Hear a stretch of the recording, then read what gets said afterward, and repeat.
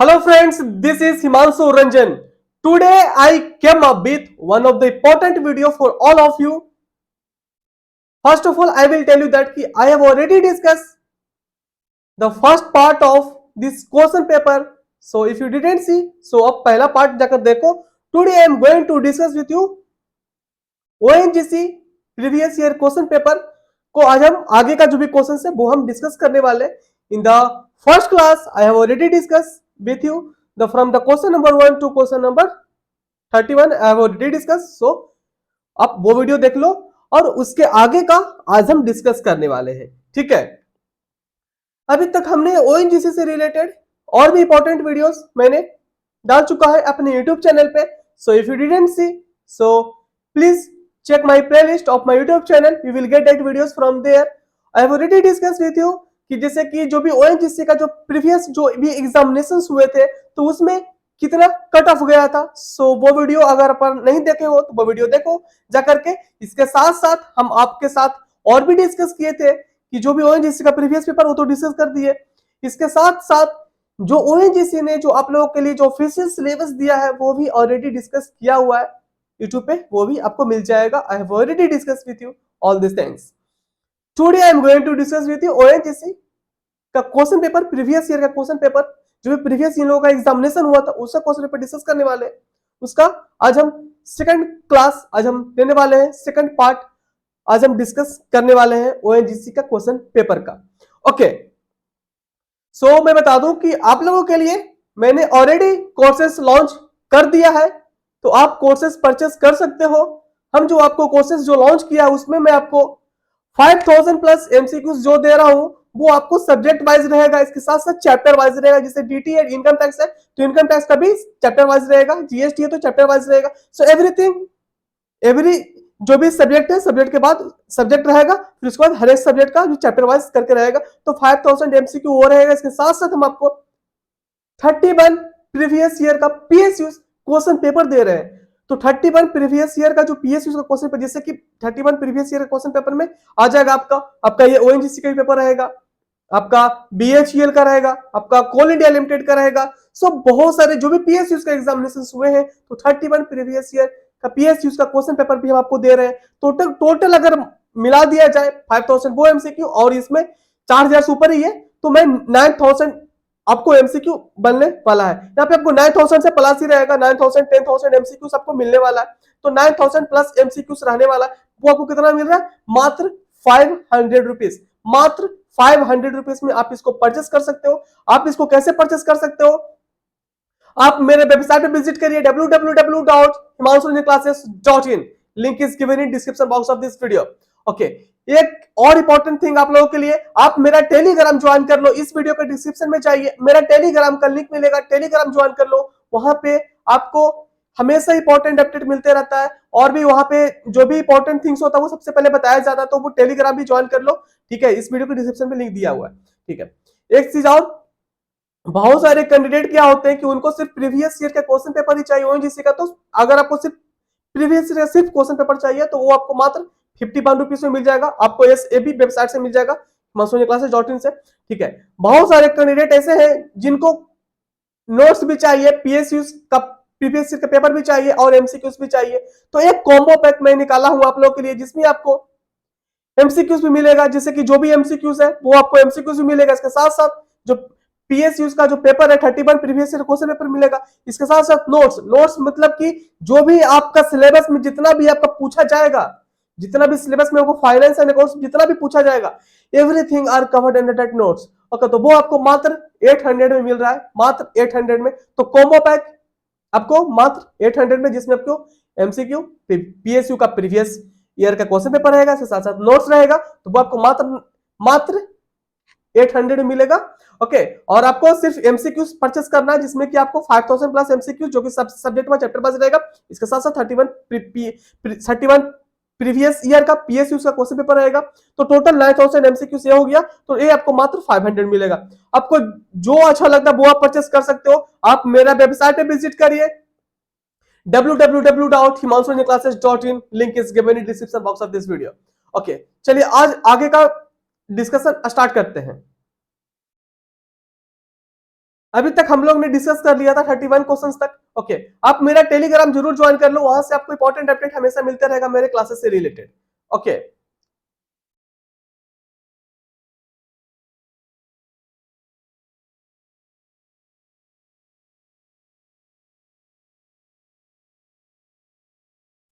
आज हम 32 क्वेश्चन से स्टार्ट करते हैं। 31 क्वेश्चन तक ऑलरेडी मैंने डिस्कस कर दिया है। फर्स्ट पार्ट का इसी क्वेश्चन पेपर का फर्स्ट पार्ट ऑलरेडी अपलोडेड है, वो वीडियो देख सकते हो जाकर के आप। ठीक है, चलिए क्वेश्चन नंबर 32 देखिए क्या बोलता है। For claiming exemption under section 10 subsection 23C, फिर उसके अंदर सब सेक्शन है 4, 5, 6 है। The trust should apply its income or accumulate it for application wholly or exclusively to the object for which it is stabilized. In case more than 15% of its income is accumulated, the period of accumulation of the amount exceeding 50% of its income shall be maximum. इसका answer होगा 5 year. मैं बताता हूं इसको क्या है। ये charitable trust से क्वेश्चंस पूछा गया है। ठीक है, तो चैरिटेबल ट्रस्ट के बारे में मैं आपको थोड़ा सा बता देता हूं। ठीक है, चैरिटेबल ट्रस्ट इनकम टैक्स के अंदर एक बहुत इंपॉर्टेंट सा टॉपिक है, उसे क्वेश्चंस लिया गया है। इसमें क्या बोलता है कि अगर कोई भी बिजनेसमैन है, अगर कहां पे वो अगर खर्च करता है तो वो अंडर चैरिटेबल ट्रस्ट माना जाएगा। अंडर चैरिटेबल मतलब उसको एक्सपेंस माना जाएगा, ताकि उसके ऊपर जो इनकम टैक्स का जो लायबिलिटी है, इनकम टैक्स उसके ऊपर नहीं लगेगा। ठीक है, तो वो कहां खर्च करेगा? Relief of the poor, education, yoga, medical relief हो गया, प्रिवेंशन ऑफ इन्वायरमेंट, तो ये सब चीजें पर अगर वो खर्चा करता है, ठीक है, तो वो जो है तो वो चैरिटेबल के अंदर माना जाएगा। दैट मींस उसके ऊपर इनकम टैक्स नहीं लगेगा। ठीक है, तो नॉर्मली ऐसा प्रोविजन बोलता है। फिर इसके बाद ये बोलता है कि कम से कम उसको 85% जो भी उसका इनकम रहेगा वो उसको चैरिटेबल जो भी एक्सपेंसेस है करना पड़ेगा, मतलब चैरिटी की तरह उसको खर्च करना पड़ेगा। जैसे कि relief of the poor, education, yoga, उसको कहीं पे भी कोई एक पर्पस के लिए वो पैसा है उसके पास, तो उसी को एक पर्पस वो बना ले, उसके ऊपर वो खर्च करे। ठीक है, पर कभी कभी क्या होता है कि कोई एक बिजनेसमैन होता है, वो चाहता है कि वो पैसा को अक्यूमुलेट करे या कुछ वो बड़ा काम करना चाहता है। देखिए, कुछ बड़ा काम करने के लिए बड़ा अमाउंट होना चाहिए, तो वो चाहता है कि पैसा को अक्यूमुलेट करे, कुछ सालों के बाद वो एक जो अमाउंट है वो अच्छा खासा अमाउंट हो जाएगा, उसके बाद वो एक्सपेंस करेगा, उसको खर्च करेगा, तो कुछ अच्छा वो कर सकता है। ठीक है, पैसा अक्यूमुलेट करना चाहता है ताकि वो एक समय वो खर्च करेगा। ठीक है, तो यही बोलता है कि वो अगर वो अक्यूमुलेट करता है, अगर वो अमाउंट को अक्यूमुलेट कर रहा है, तो कितने सालों तक वो अक्यूमुलेट कर सकता है, मैक्सिमम कितने सालों तक। देखिए, इनकम टैक्स में बोलता है कि वो, देखिए इनकम टैक्स में क्या बोल रहा है, इनकम टैक्स के अंदर अगर आप पढ़े होंगे तो आप देखे होंगे, उसमें लिखा हुआ है कि स्पेसिफिक पर्पस होना चाहिए और स्पेसिफिक पीरियड होना चाहिए। स्पेसिफिक पर्पस और स्पेसिफिक पीरियड, तो इसको बताना पड़ेगा, जो भी बिजनेसमैन है इसको बताना पड़ेगा कि हाँ, इसको क्या स्पेसिफिक पर्पस है, relief of the poor, education, yoga, medical relief, जो भी इसका स्पेसिफिक पर्पस है। ठीक है, कोई एक इसका स्पेसिफिक पर्पस होना चाहिए, पर ये जो पीरियड है वो स्पेसिफाइड किया हुआ है इनकम टैक्स के हिसाब से कि मैक्सिमम 5 साल हो सकता है। अगर ये बोलेगा बिजनेसमैन कि हम 6 साल के लिए, नहीं 6 साल तुमको नहीं मिलेगा, तुमको मैक्सिमम 5 साल मिलेगा। ठीक है, तो ये बोलता है कि इनकम टैक्स जो income shall be maximum of 5 year, मतलब ये अक्यूमुलेशन मैक्सिमम 5 साल तक कर सकता है। accumulated the period of accumulation, the amount exceeding 50% of his income shall be maximum 5 साल तक accumulate कर सकता है। ओके, आपको समझ आ गया होगा।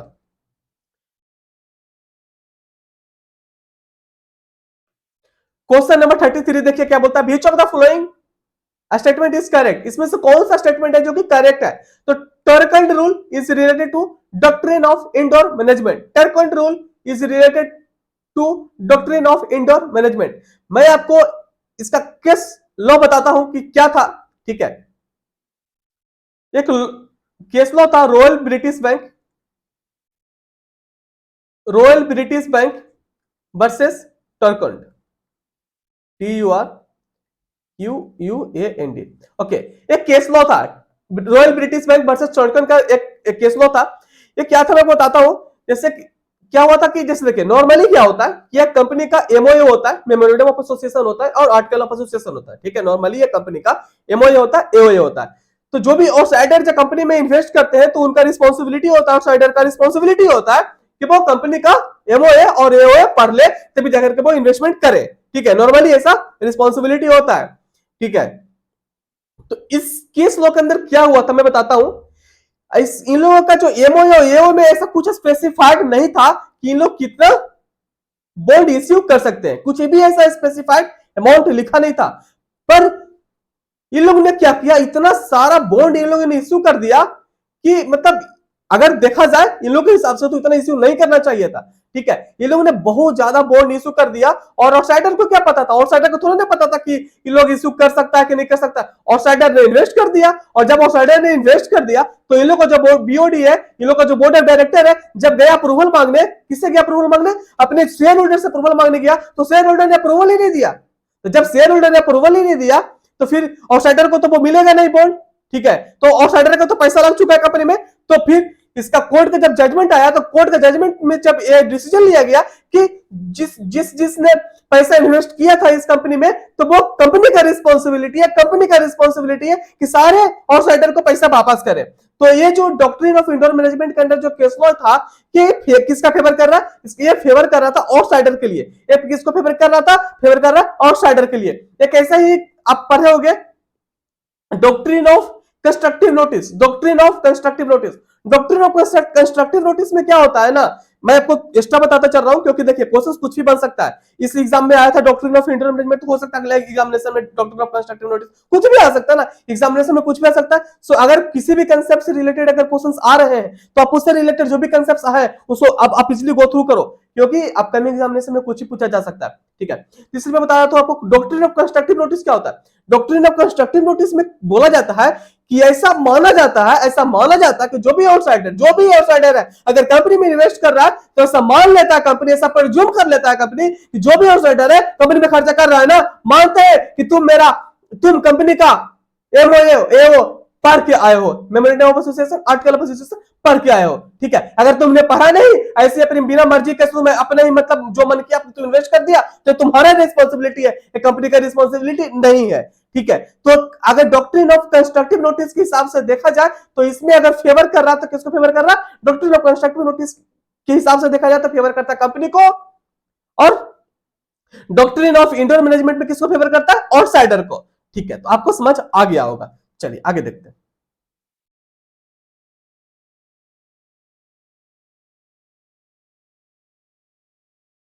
क्वेश्चन नंबर 34 देखिए क्या बोलता है, accounting treatment of expenditure incurred for डिजुवेशन of petrochemicals plant with respect to the above which of the following is not an opinion of expert advisory committee। Expert advisory committee से related यहाँ पे question पूछा गया। ठीक है, तो इसका जो आंसर होगा, however if there are any expenditure or regular repair and maintenance, the same should be capitalized।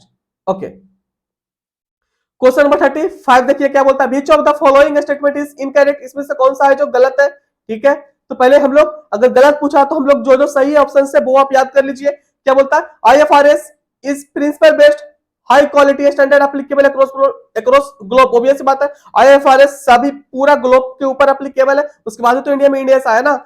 देखिए फिर बोलता है कि the accounting standard are converged with IFRS, okay, and given name as Ind AS. आपको भी पता होगा जैसे जो आईएफआरएस एक होता है, आईएफआरएस जो दो होता है, तो आईएफआरएस एक जो होता है वो इंड एस 101 होता है, जो आईएफआरएस दो होता है वो इंड एस 102 होता है। तो ये सब चीजें सही है। ठीक है, फिर आप देखो क्या बोलता है, Indian GAAP is rule based accounting rules for company operating in India. या सही है, तो इसमें से गलत कौन है, इसमें गलत है कि as per Indian GAAP, as per Indian GAAP, the company amortize stock compensation expense relating to share options on an accelerated basis as compared to the straight line basis as per IFRS। एक गलत option है। Okay, तो गलत ही पूछा था। ठीक है,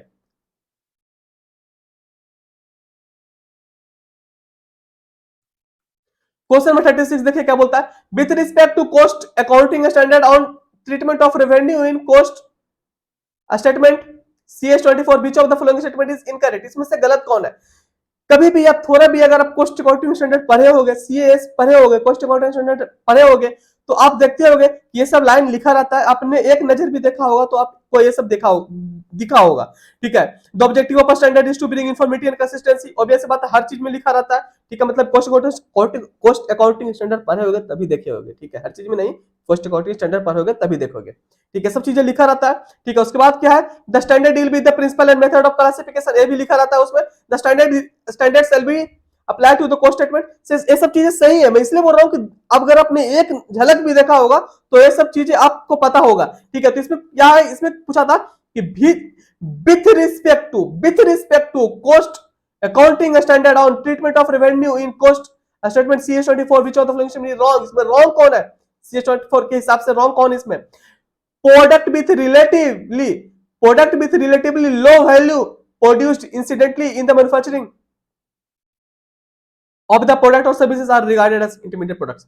मैं बता दूं कॉस्ट अकाउंटिंग स्टैंडर्ड भी इंपॉर्टेंट है, जिससे कि मैं बता दूं कॉस्ट अकाउंटिंग स्टैंडर्ड 24 होता है, कॉस्ट अकाउंटिंग स्टैंडर्ड कितना होता है, 24 कॉस्ट अकाउंटिंग स्टैंडर्ड होता है, ओके। CS1 क्या होता है, CS1 classification of cost, CS2 capacity determination, CS3 cost of production operation overhead, CS4 capital consumption, CS5 cost of transportation से रिलेटेड होता है, CS6 material, CS7 employees, CS7 क्या होता है, एम्प्लॉय कॉस्ट से related, CS8 cost of utilities, CS9 packing material cost, CS10 direct expenses, CS11 administrative cost, CS12 so repair maintenance, so ये सब चीजें, CS13 cost of service cost centre, so ये सब बहुत सारे हैं कॉस्ट अकाउंटिंग स्टैंडर्ड, CS24 तक है, CS24 तक है, तो आपको सारा कॉस्ट अकाउंटिंग स्टैंडर्ड भी याद करना पड़ेगा, ओके। चलिए आगे देखते हैं।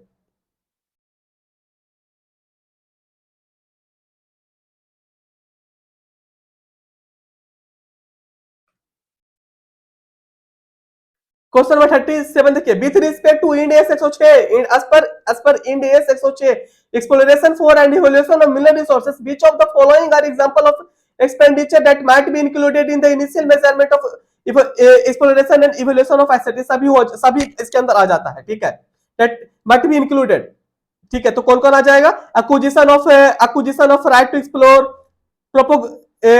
Topographical, geological, geochemicals and geophysical studies, exploratory drilling, trenching, sampling, सभी आ जाएगा। तो ऑल ऑफ द एबव हो जाएगा, मतलब ऑल 1 2 3 4 5, ठीक है। क्वेश्चन नंबर 38 देख लीजिए क्या बोलता है, according to section 3 foreign contribution regulation act, FCR foreign contribution regulation act 2010 के हिसाब से बोलता है which of the following statement is incorrect, कौन है जो गलत है, ठीक है। तो सेक्शन 3 के हिसाब से बताइए कौन सा सेक्शन 3, कौन सा एक्ट का section 3 of FCRA foreign contribution regulation act 2010 के हिसाब से इसमें कौन सा गलत है। देखिए फॉरेन कंट्रीब्यूशन किसको किसको लेना मना है, फॉरेन कंट्रीब्यूशन कौन कौन नहीं ले सकता है, फॉरेन कंट्रीब्यूशन कौन नहीं ले सकता है, no foreign contribution shall be accepted by public servant, कोई भी पब्लिक सर्वेंट है उसको फॉरेन कंट्रीब्यूशन वो नहीं ले सकता है, no foreign contribution shall be accepted by the political party भी फॉरेन कंट्रीब्यूशन नहीं ले सकता, no foreign contribution shall be accepted by ये प्रिंटर और publisher of a registered newspaper, okay. तो इसमें एक ये जो ऑप्शन है वो गलत है, बोलता है कि कौन कौन नहीं ले सकता है, ठीक है। Which of the following section 3 of the which of the following statement is incorrect, तो लिखा है इसमें foreign contribution can be accepted by candidate for election, no no no no no, कभी भी नहीं, कभी भी नहीं, एकदम मना, सख्त मना है, तुमको नहीं लेना है, ठीक है। तो इसका आंसर हो जाएगा इनकरेक्ट है, तो ऑप्शन ए हो जाएगा, ठीक, ऑप्शन 1 हो जाएगा। क्वेश्चन नंबर 39 देख लीजिए क्या बोल रहा है,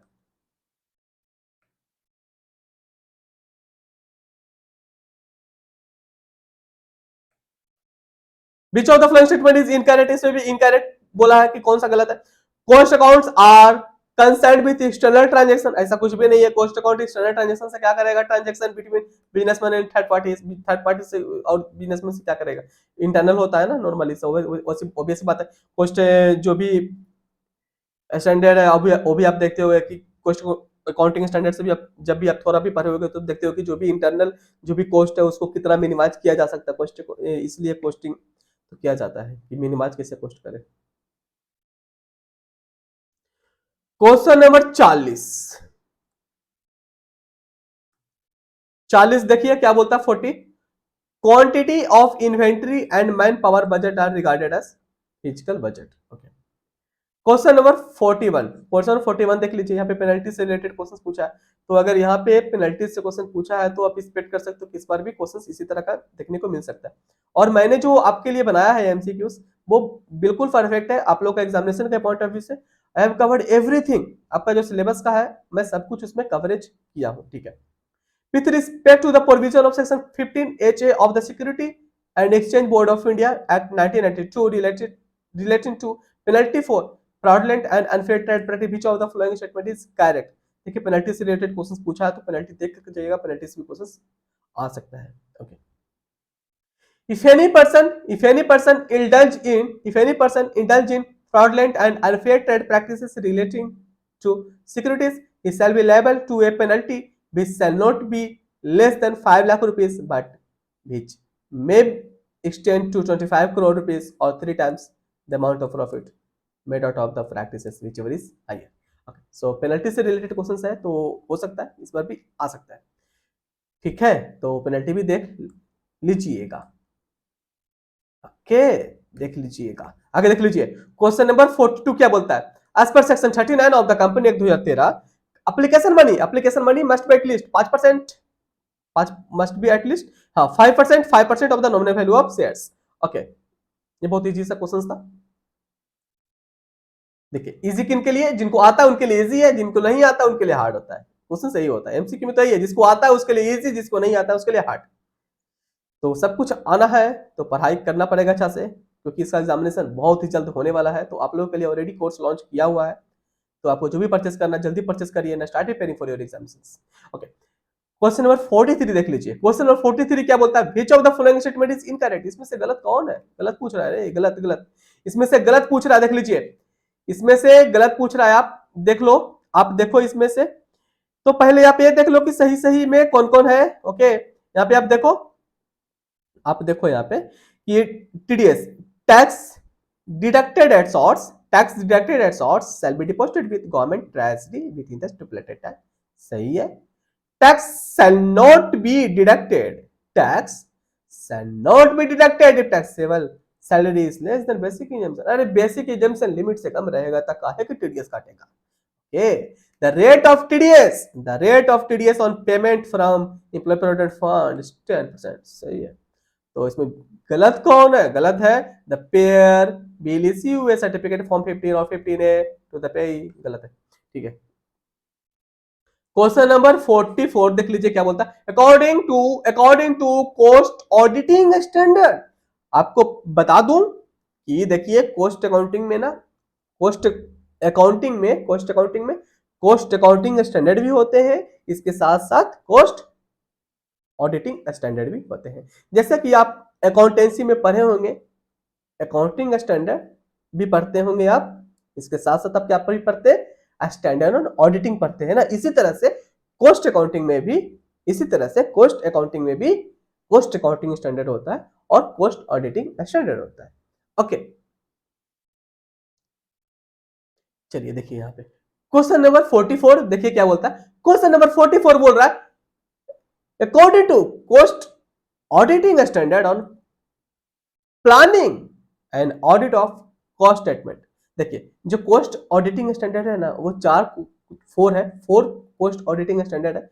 cost auditing standard 101, cost auditing standard 102, cost auditing standard 103, cost auditing standard 104। Okay, तो हम आपके साथ सब कुछ डिस्कस करेंगे, बस बने रहिए वीडियो में। वीडियो को तो जरूर लाइक कर दीजिएगा, इतना इंपॉर्टेंट रेलेवेंट वीडियो सिर्फ और सिर्फ आपको हम ही प्रोवाइड करते हैं पूरा यूट्यूब पे। आप पूरा यूट्यूब पे देख लो, कोई भी नहीं आपको प्रोवाइड करता जितना मैं आपको प्रोवाइड करता हूँ। और जितना रेलेवेंट कंटेंट मैं आपको देता हूँ ना, पूरा इंडिया में आपको शादी को दे पाएगा। जितना मैं आपको देता हूँ शादी आपको कोई इतना रेलेवेंट कंटेंट दे पाएगा जितना मैं इंपॉर्टेंट वीडियोस और जितना इंपॉर्टेंट मैं नोट्स और एमसीक्यूज जो भी मैं बनाया हूं और जितना मैं पीएसक्यूज का प्रीवियस क्वेश्चन पेपर जितना मैं देता हूं आपको शायद ही को दे पाएगा। तो आप मुझे सपोर्ट करो, वीडियो को जरूर से जरूर लाइक करो, चैनल को तो जरूर सब्सक्राइब कर लो, क्योंकि पूरा फाइनेंस में सबसे पहले कोई भी चीज अगर बताया जाता है तो सबसे पहले इसी चैनल से बताया जाता है। तो आज ही इस चैनल को सब्सक्राइब करो, वीडियो को जरूर लाइक कर दीजिएगा आप लोग, ठीक है। और अपने दोस्तों के पास इस वीडियो को जरूर शेयर करिए ताकि और भी लोग जान सके और यूजफुल वीडियोस वो भी देख सकें ताकि उनका भी प्रिपरेशन बेहतर हो सके। ठीक है, देखिए कोस्ट ऑडिटिंग स्टैंडर्ड होता है, 4 कोस्ट ऑडिटिंग स्टैंडर्ड होता है। कोस्ट ऑडिटिंग स्टैंडर्ड 101 जो होता है वो होता है planning and audit of cost statement. Planning and audit of cost statement होता है 101। 102 क्या होता है? 102 होता है कोस्ट ऑडिट डॉक्यूमेंटेशन। 102 होता है cost audit documentation. Cost auditing standard 102 होता है cost audit documentation 102। Cost audit documentation 102। 103 क्या होता है? 103 क्या होता है? Overall objective of the independent cost auditor and the conduct of an audit in accordance with cost auditing standard, ये होता है 103। 104 क्या होता है? 104 कोस्ट ऑडिटिंग स्टैंडर्ड 104 क्या होता है? कोस्ट ऑडिटिंग स्टैंडर्ड 104 होता है knowledge of business, it's process and the business environment. तो 4 कोस्ट ऑडिटिंग स्टैंडर्ड होते हैं, तो ये चीजें आपको ध्यान में रखना होगा। ओके, क्वेश्चन नंबर 44 देख लीजिए क्या बोलता है। यहाँ पे आप देखो, यहाँ पे ये जो क्वेश्चंस पूछा है ना, एक कोस्ट ऑडिटिंग स्टैंडर्ड जब आप पढ़ोगे, अगर आपने एक बार भी पढ़ा होगा, थोड़ा भी देखा होगा, तो ये चीजें आपको समझ में आ जाएगा। ठीक है, according to cost auditing standard और planning and audit of cost statement होगा इसका audit plan. Audit plan means a record of the plan nature, timing and extent of risk assessment procedures and further audit procedure and assertions level in response to the assessed risk. देखिए, जो भी CS मतलब coast auditing standard 101 जो बताता है, वो बताता है planning and audit of cost statement. Planning and audit of cost statement, okay, तो ही वो होता है planning and audit of cost statement. Audit plan means obvious बात होगा ऑडिट प्लान। ओके, तो आप कोस्ट ऑडिटिंग स्टैंडर्ड अगर आपको 101 अगर पता होता तो वो आप टिक कर सकते थे। ठीक है, जैसे ऑडिट प्लान सीएएस मतलब कि cost auditing standard 101, cost auditing standard 101 जिसे बताता है कि एक ऑडिट कितने दिनों तक मतलब कर लेना चाहिए, क्या क्या चीजें हैं जो कि देखना चाहिए ऑडिट प्लान जब करते हैं। ठीक है, कोस्ट ऑडिटिंग स्टैंडर्ड 101 के अंदर लिखा है कि कितने दिनों के अंदर ऑडिट को कंप्लीट कर लेना चाहिए। ओके, और जो भी लॉस है, कंपनी लॉ है, तो उसको कंपनी लॉ के अंदर ही आता है ना। कोस्ट जो भी कोस्ट ऑडिट है वो किसके अंदर आता है? कंपनी लॉ के अंदर आता है। कौन सा सेक्शन के अंदर आता है? सेक्शन 148 के अंदर आता है। तो सारा कुछ कंप्लाई कर रहा है, ये सब चीजें को देखना होता है। ठीक है, आगे देख लीजिए क्वेश्चन नंबर 45 देख लीजिए। क्वेश्चन नंबर 45 क्या बोलता है? Which of the following statement is correct. देखिए, अगर आपको पता होता कि सी कोस्ट ऑडिटिंग स्टैंडर्ड आपका पता होता कि कौन सा नंबर में किस मतलब कि कोस्ट ऑडिटिंग स्टैंडर्ड 101 किसको बोलते हैं, 102 किसको बोलते हैं, तो अगर आपको ये नंबरिंग पता होगा तो आप इजीली इसको टिक कर सकते हैं। तो होप सो कि अगर आप प्रीवियस एग्जामिनेशन में क्वेश्चंस पूछे तो इस बार पूछा जा सकता है, तो सब कुछ आप गो थ्रू करके जाना। ठीक है, which of the following statement is correct, इसमें से कौन सा है जो करेक्ट होगा? तो कोस्ट ऑडिटिंग स्टैंडर्ड 101 है, planning and audit of cost statements. C cost auditing standard 103 है। देखिए, नॉर्मली क्या होता है बताता हूं, 101 है वो करेक्ट पूछा था, तो करेक्ट तो है, एक करेक्ट है। ठीक है, planning and audit of cost statement. और ये जो नॉलेज ऑफ बिजनेस है ना, वो 104 होता है, कोस्ट ऑडिटिंग स्टैंडर्ड 104 होता है। और ये जो कोस्ट ऑडिट डॉक्यूमेंटेशन है ना, वो 102 होता है। ठीक है, और जो नॉलेज ऑफ बिजनेस है वो 104 होता है। ठीक है, अब वो अगर आपको बेहतर प्रिपरेशन करना है तो आप मेरा कोर्सेज परचेस कर सकते हो, उसमें सब कुछ अच्छा से क्लेरिफाई करके दिया हुआ, नोट्स भी मिलेगा आपको, एमसीक्यूज भी मिलेगा, प्रीवियस ईयर क्वेश्चन पेपर भी मिलेगा। आगे आप देख सकते हो, आगे डिस्कशन स्टार्ट करते हैं, आगे कंटिन्यू करते हैं। क्वेश्चन नंबर 46 देख लीजिए, काफी इंपॉर्टेंट है। as per the amendment under section 44AB related to tax audit, where a person declare profit and gain for the previous year under section 44AD, his total sale turnover gross receipt previous does not exceed 2 crore। Okay, 44AD कब ले सकता है? 2 करोड़ तक रहेगा तो वो ले सकता है। ठीक है, क्या बोलता था यहाँ पे देख लीजिए, where a person declare profit and gain of the previous year 44AD, his total sale turnover gross receipt in the business does not exceed, अगर उसका total sale turnover gross receipt does not exceed कर रहा है 2 crore in the previous year, then the provision of tax audit is not applicable. तो tax audit उसके ऊपर applicable नहीं होता, वो 44AD ले सकता है, 44AD ले सकता है। ठीक है, नॉर्मली आपको बता दूं मैं 44AB के बारे में, जो कि टैक्स ऑडिट का सेक्शन है। नॉर्मली टैक्स ऑडिट किसको किसको किसको करवाना पड़ता है? नॉर्मली टैक्स ऑडिट करवाना पड़ता है कोई भी अगर प्रोफेशनल है, कोई भी प्रोफेशनल है, तो उसका अगर जो ग्रोस रिसीट है पूरे सालों का अगर 50 लाख क्रॉस कर जाता है तो उसको टैक्स ऑडिट कराना पड़ता है। बिजनेसमैन को कितना का लिमिट है? बिजनेसमैन को 1 करोड़ का लिमिट है। ठीक है, पर इसमें भी एक अमेंडमेंट है, इसमें भी एक एक्सेप्शन है कि अगर वो बिजनेसमैन का अगर जो कैश रिसीट है या कैश पेमेंट है टोटल पेमेंट का 5% से भी कम है, टोटल पेमेंट का 5% से भी कम है, तो फिर कितना होता है? उसको 10 करोड़ का उसको लिमिट मिल जाता है। ठीक है, अगर आते हैं यहाँ पे 44AD के बारे में हम लोग डिस्कशन करते हैं। यहाँ पे 44AD क्या बोलता है कि अगर आपको 2 करोड़ तक अगर आपका टर्नओवर है, ग्रॉस रिसीट है, तो आप 44AD ले सकते हो। तो जब आप 44AD लोगे तो आपको टैक्स ऑडिट कराना नहीं पड़ेगा, पर आपको यहाँ पे जो इनकम है कितना शो करना पड़ता है? 8%, टोटल ग्रॉस रिसीट या टर्नओवर का 8% शो करना पड़ता है। ठीक है, 47 देख लीजिए, Which of the following statement is incorrect? इसमें से गलत कौन है? There shall be minimum period of 6 months from the date of grant of options and the date of, ऐसा कुछ भी टाइम ऐसा कुछ भी नहीं रहता है, ये गलत है। ठीक है, क्वेश्चन नंबर 48 देख लीजिए, 48 देख लीजिए, Which of the following statement is incorrect? गलत कौन है? GST will be levied on all GST is levied on all supply of goods and services including alcoholic liquor for human consumption, नहीं, alcoholic liquor for human consumption पे GST नहीं लगता है। ठीक है, क्वेश्चन नंबर 49 देख लीजिए,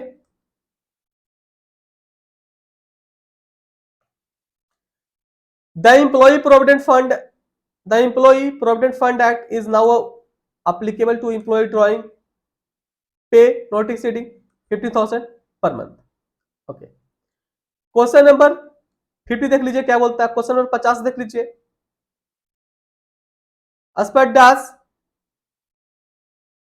of the Company Act 2013, every company should prepare and keep at its registered office books of accounts and other relevant books and paper and financial statement of every financial year which give a true and fair view of the state of affair of the company। तो section 128 है, section 128 होगा answer इसका। ठीक है, as per section 128 of the company 2013 every company should prepare and keep it is registered office of the account and other relevant books and paper and financial statement of the every financial year which give a true and fair view of the state of affair of the company। मैं इससे related आपको बता दूं थोड़ा, section 128 से related, section 128 बताता है books of accounts maintain करने से रिलेटेड सेक्शन है कंपनी एक्ट में, सेक्शन 128 है। बुक्स ऑफ अकाउंट्स मेंटेन करता है, इसमें क्या क्या आता है बुक्स ऑफ अकाउंट्स के अंदर? Receipt and payment, purchase and sale, receipt and payment, purchase and sale, और जो भी एसेट्स एंड लायबिलिटी है, या कोई भी कॉस्ट अकाउंट मतलब जो भी कॉस्टिंग से रिलेटेड है, कॉस्टिंग से रिलेटेड किसमें लिखा है, कौन सा सेक्शन में लिखा है? 148 में लिखा है। तो सारा कुछ का जो मेंटेनेंस है बुक्स ऑफ अकाउंट्स में जो मेंटेन किया जाता है वो सारा मेंटेनेंस और बुक्स ऑफ अकाउंट से रिलेटेड जो लिखा गया वो सेक्शन 128 में लिखा गया। ठीक है, जो बुक्स ऑफ अकाउंट्स जो मेंटेन किया जाता है, तो बुक्स ऑफ अकाउंट्स को मेंटेन जब किया जाता है तो उसको रखा कहां पे जाता है? नॉर्मली कहां पे रखा जाता है? रजिस्टर्ड ऑफिस में रखा जाता है। पर अगर बोर्ड ऑफ डायरेक्टर ने चाहे तो बुक कोई और जगह पे भी रख सकता है, पर कोई और जगह पे रखेगा तो 7 दिन के अंदर उसको आरओसी को बताना पड़ेगा कि ये आरओसी हम लोग ने अपना जो बुक्स ऑफ अकाउंट्स है, कंपनी का बुक्स ऑफ अकाउंट्स है, वो अदर जगह पे रखा था, उसको बताना पड़ेगा और उसी को with in 7 days. So these are all the things which are important and relevant for all of you. I hope so कि this video is very very very very helpful for all of you. Video को तो अच्छा सा like जरूर कर दीजिए, इस video को अपने दोस्तों के पास शेयर करिए। बेहतर प्रिपरेशन करना है तो आप मेरा कोर्सेस परचेस करिए, वहां से आपका प्रिपरेशन है वो काफी बेहतर हो जाएगा। ओके सो और हम आपका हम जो प्रोवाइड कर रहे हैं आपको कोर्सेस, जो भी कोर्सेस हम आपको प्रोवाइड कर रहे हैं, इसमें सब कुछ कवरेज रहेगा, सब कुछ कवरेज रहेगा, टोटल कवरेज रहेगा, टोटल कवरेज हम आपको सब कुछ कवरेज करके देते हैं। मैं आपको गारंटी देता हूं, मतलब कि मैं जितना आपको प्रोवाइड कर रहा हूं ना, आपको पूरा इंडिया में शायद ही आपको कोई दे पाएगा जितना मैं आपको दे रहा हूं, उतना आपको शायद ही कोई दे पाएगा। इतना आपको मेरे जितना कंटेंट मैं आपको दे पा रहा हूं, उतना आपको शायद ही कोई कंटेंट दे पाएगा। ठीक है, तो मेरे से बेहतर तो मुझे तो नहीं लग रहा है कि कोई आपको मेरे से बेहतर कंटेंट दे पाएगा।